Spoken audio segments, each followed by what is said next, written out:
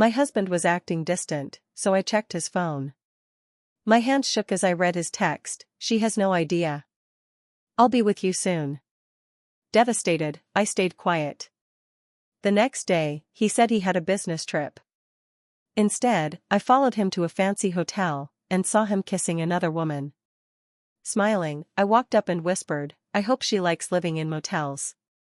He laughed, until he got a notification. Bank account closed. His mistress screamed, "What do you mean you're broke?" I never thought I'd be writing one of these stories, but here I am. I don't know if I want advice or just need to get it out. I've been married to my husband, Mark, for 15 years. We live in Chicago, got 2 kids, a decent house, and up until a few months ago, I thought we had a good life. Mark works in finance, makes decent money.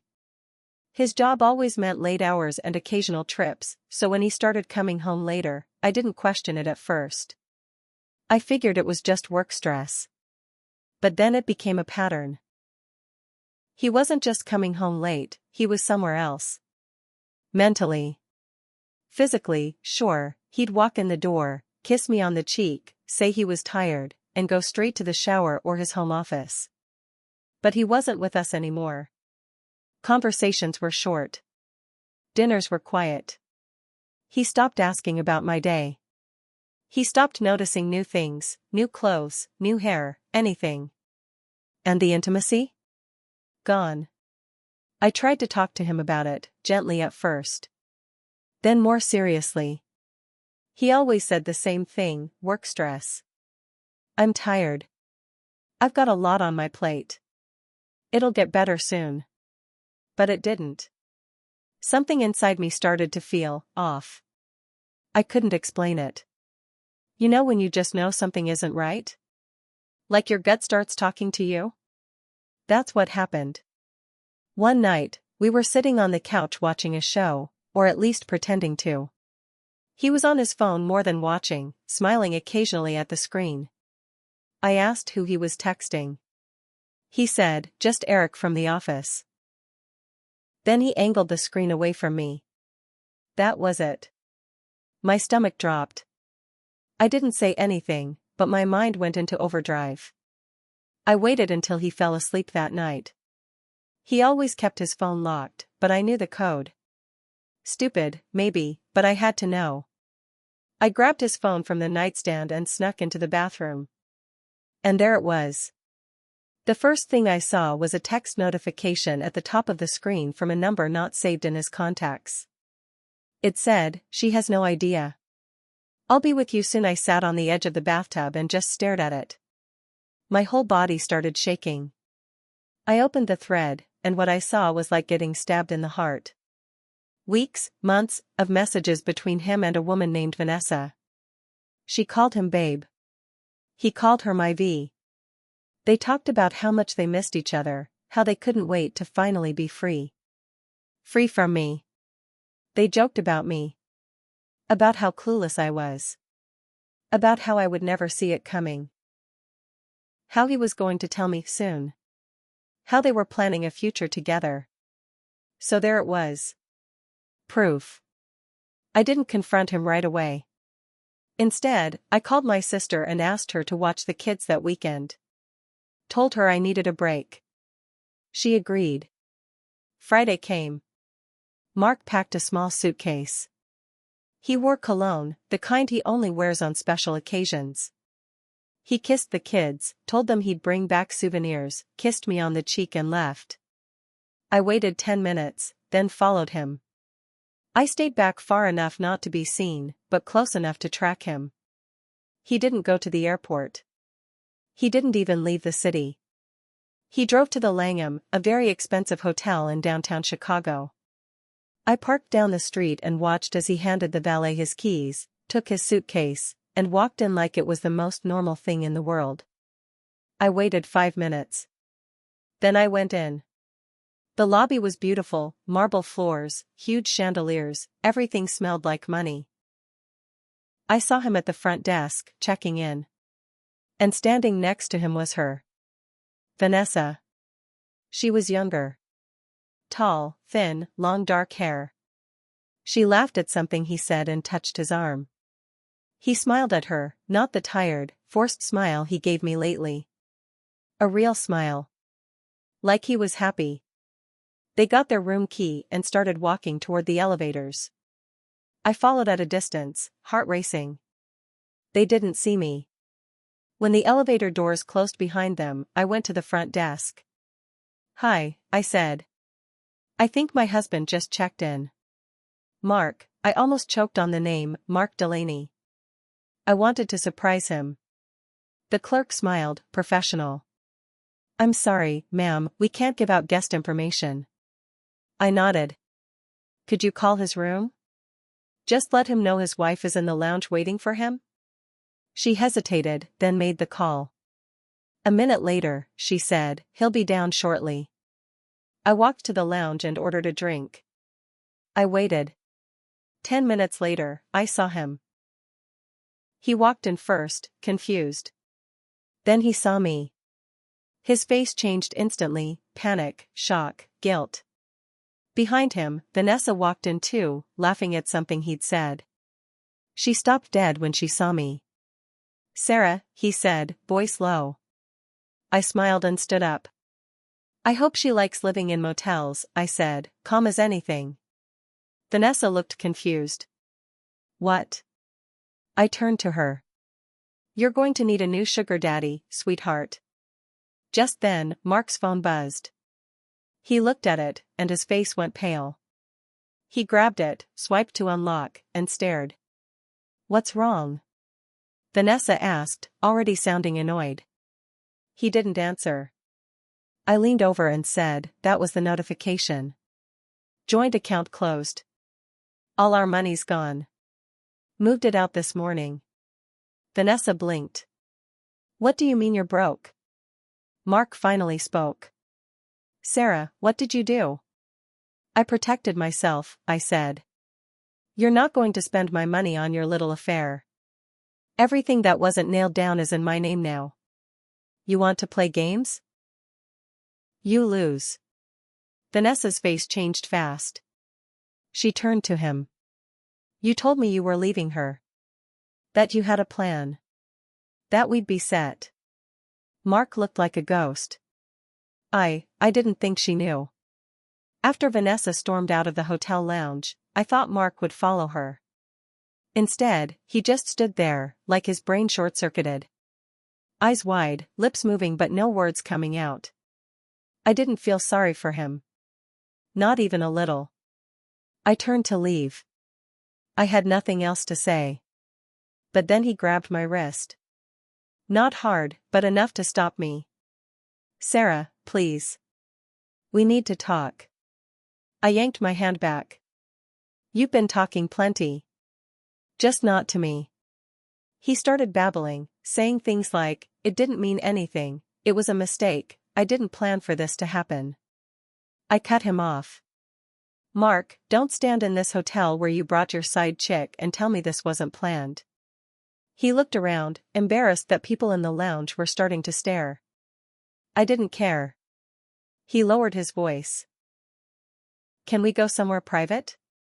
"No. I want you to go home and tell our children why their dad didn't come home this weekend." He flinched at that. I left him there. When I got home, I didn't cry. I didn't scream.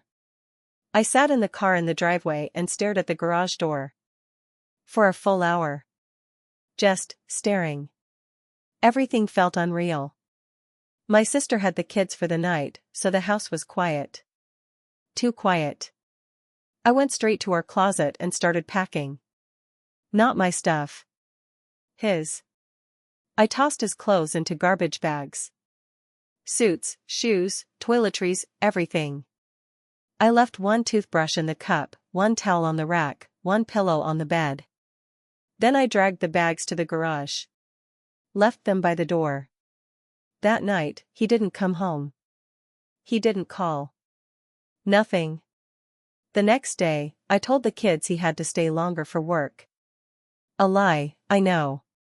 But I wasn't ready to break their hearts yet. Then, in the afternoon, he showed up. Same stupid cologne. Same tired excuses. Sarah, please. Can we talk? He asked from the porch, hands up like I was a wild animal. I didn't let him in. I stepped outside and closed the door behind me. You've got 5 minutes. He started with tears.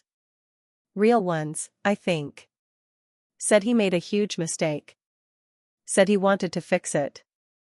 Said he ended things with her. That he was scared. Lonely.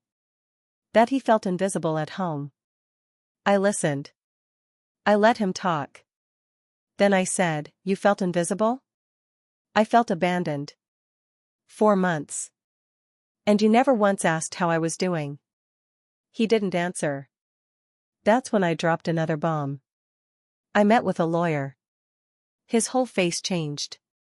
You what? I nodded. Yesterday. Right after I emptied our accounts. He started pacing on the porch. Running his hands through his hair. He looked like he might throw up. Sarah, please. Don't do this. We can fix this. No, you broke it. I'm just making sure I survive the wreckage. Then I opened the door, walked inside, and locked it behind me. A week passed. The kids kept asking where their dad was. I kept dodging the question. Mark kept texting.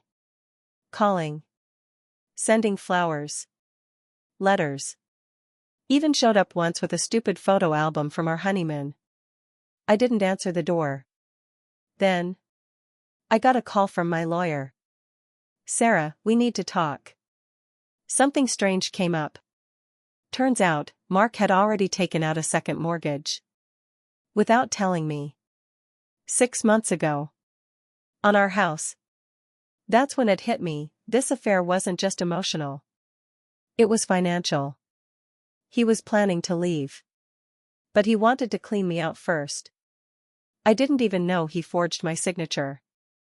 I was shaking when I called him. You really thought you'd leave me and the kids homeless?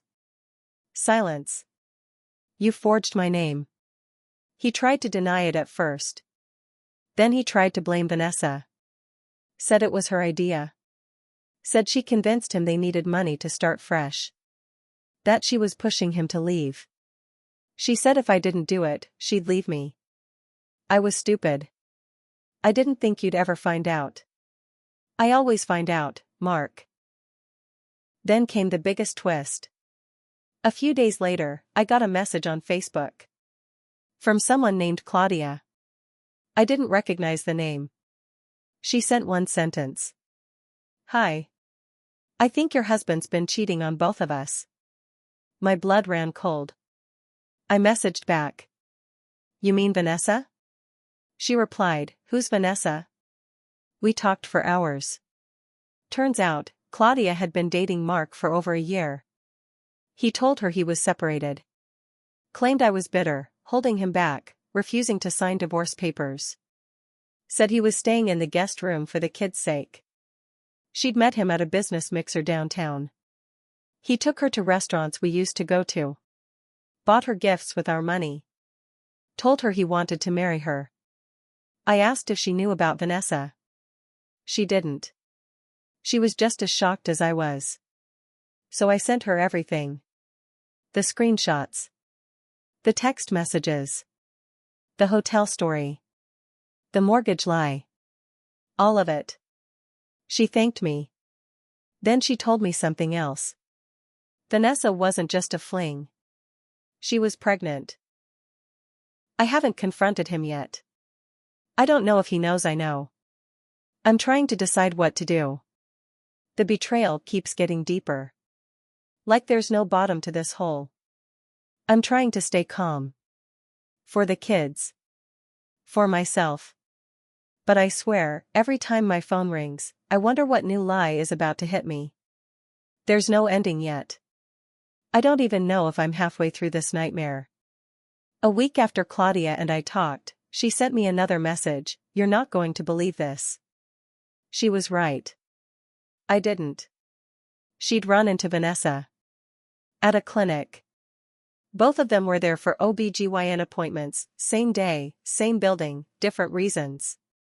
Claudia recognized her from the photo I'd sent. So she approached her and asked, "Are you Vanessa?" Vanessa looked confused but said yes. Claudia told her who she was. Told her she'd been seeing Mark too. That she thought he was only cheating on his wife. Not her, too. And Vanessa? She laughed. Actually laughed. "Oh honey," she said. "You think there's just the two of us?" Then she pulled out her phone and showed Claudia a group chat. 4 women. All talking about Mark. One of them said she met him on a dating app. He told her he was divorced. Another said she worked with him, he flirted, charmed her, and convinced her to sleep with him during a business trip. Another woman said she thought he was her boyfriend for 6 months before he ghosted her. Claudia screenshotted everything and sent it to me. There were messages like, "He said he was an investor. Told me his wife died years ago. He said he had full custody of his kids and they lived out of state. I asked about his ring Mark. He said it was from his dad's wedding band he wore for luck. He took me to the Langham too. Room 211. He'd been running multiple lives. Not just 2. He wasn't just cheating. He was hunting." That's when it all started to click. The coldness. The disappearing acts. The sudden business trips that weren't real. The late-night showers. The second mortgage. He wasn't just having an affair. He was building an escape plan. Multiple ones. He was collecting women like side gigs. Keeping each of them separate. Telling each one a different version of his life. And me? I was the deadweight holding him back. He never said that word. But Vanessa did. He told me you were emotionally abusive. That you controlled everything. That you refused to work, drained him, made him feel trapped. He said you only cared about the kids and the house. My vision blurred when I read that. I worked part-time so I could raise our children. He agreed to that. We made that decision together. And now he was turning it into some sob story to get sympathy sex? Vanessa also told Claudia something else. She wasn't keeping the baby. She said she didn't want to be tied to that man for the rest of her life. She thought she was in love.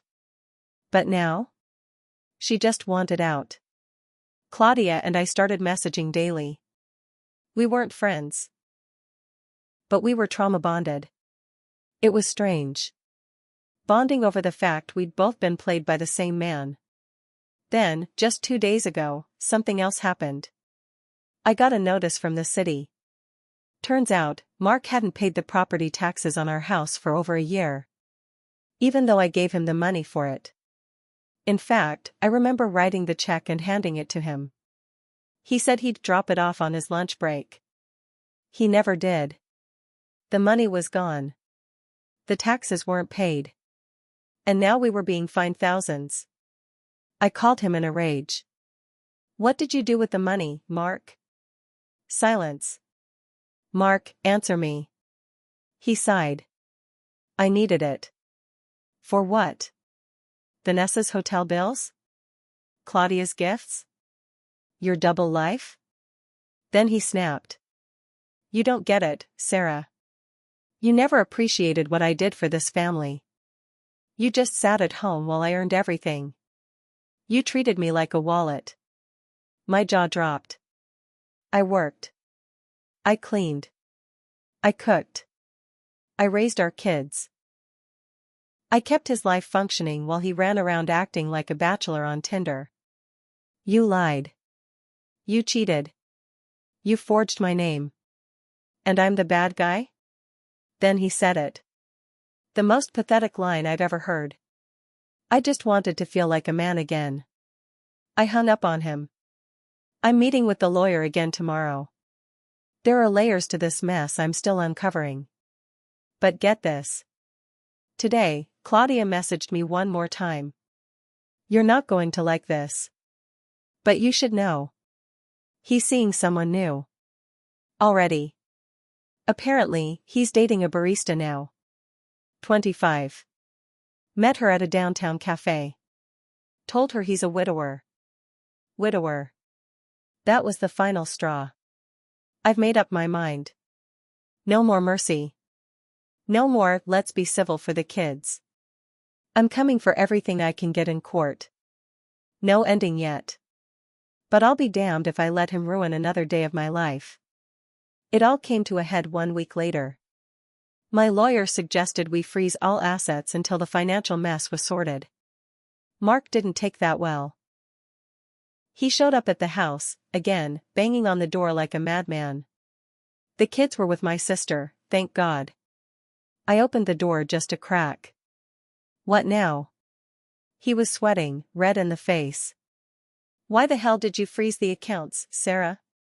Because you drained them. Because you lied. Because I don't trust you. You're ruining my life, he shouted. No, Mark. You ruined your life. I'm just making sure you don't take me down with you. And then, out of nowhere, he dropped to the porch steps and started crying. Loud, messy sobs. I stood there, unsure what I was even looking at. Was it real? Was it guilt? Or just desperation? I lost everything, he said. Vanessa doesn't want me. Claudia blocked me. My job's under review. HR found out. They're investigating the mortgage. I'm probably going to lose my license. He looked up at me with bloodshot eyes. I never wanted this. I laughed. Couldn't help it. You did this. You made choices, Mark. Over and over again. You lied. To me. To our kids. To all those women. And now you want pity? I wanted to feel needed. No. You wanted to feel powerful. You wanted to juggle women like bowling pins and have someone at home raising your kids while you played bachelor. You thought I'd never find out. He was quiet. Then he said something I'll never forget. I thought you'd stay. That hit me like a punch in the chest. Not because he was right. But because that's how little he thought of me. That I was so disposable that he could betray me, lie, risk our home, and I'd still just be there, cooking dinner and smiling through it. I walked inside and closed the door behind me. He sat on the porch for a long time. I didn't check if he left. 2 days later, I went to the kids' school for Lily's class presentation. I hadn't planned on seeing him there. But Mark showed up. Uninvited. Parents were sitting in little chairs, kids shuffling note cards nervously. And there he was, lurking in the back in a wrinkled button-down. He saw me. Walked over. Sarah, please. We need to talk. I hissed, not here. But he wouldn't listen. In front of other parents. Teachers. My sister, who was helping decorate the hallway outside, he said, I still love you. The room went silent. I know I messed up. But we can fix this. For the kids. We were good once. People stared. My sister stepped between us, but I shook my head. I looked him in the eyes and said, loud enough for everyone to hear, you didn't just cheat, Mark. You destroyed. You lied, manipulated, stole, and risked our children's future. There is no fixing this. He tried to say something, but I turned away. I heard whispers. Saw the looks. Felt my face burning with shame, but not for myself. For him. That night, I got an email from Claudia. She saw a new dating profile for Mark. Different name. Same face. He was already back at it. Messaging women. Claiming to be a recent widower with 2 kids, looking for something real. That was it. That broke the last piece of hope I had left. I went to the courthouse and pushed to finalize everything, divorce, child custody, asset separation. The mortgage lie turned criminal. He's now under investigation for fraud. We got emergency custody. He can only see the kids under supervision. Lily cried the first time she saw him like that. Jake wouldn't even speak. Some nights I still cry. Not for him. For me. For what I lost. For how blind I was. For how long I kept pretending everything was fine. I grieve the version of our marriage I thought I had. The future I thought was safe. But there's also relief. Relief that I know the truth now. That I'm not sleeping next to someone who's lying with every breath. That I'm not shrinking myself to keep the peace. I'm rebuilding. My sister says I'm stronger now. Maybe I am. I'm tired, but I'm standing. I've started going to therapy. The kids are, too. We take it one day at a time. If you're reading this and you're where I was, feeling that gut pull that something's off, don't ignore it. Don't wait for it to blow up in your face. You deserve honesty. You deserve peace. As for me? I'm not hopeful yet. But I'm done being fooled. And that's something.